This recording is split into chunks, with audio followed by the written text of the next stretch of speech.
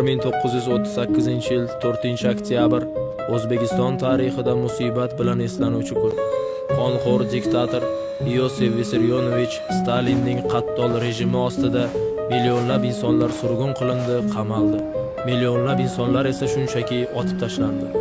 Abdurauf Fitrat, Abdulla Qodiriy, Abdulhamid Sulaymon o'g'li Cho'lpon ham shu o'lim mashinasining qurboni bo'ldi. Aytishlariga qaraganda, o'sha paytlarda haddan ziyod ko'p insonlar o'limga hukm qilinganidan, yozuvchi va shoir Cho'lponga navbat kelganida jallodlarning o'qlari tugab qoladi va bu inson qiyofasidagi iblislar shoirni bolta bilan chopib tashlaydi. Qarsaklar chaldi o'zbek, Cho'lponni boltalashdi, pashshalar gulzorimda ari bilan boltalashdi. Xoyinlar kuni tug'di, she'riyat quyoshi botdi, boltalab o'ldirdi rus, o'zbeklar uni sotdi. Kechirgan Turkiston, bo'lolmadim posponing.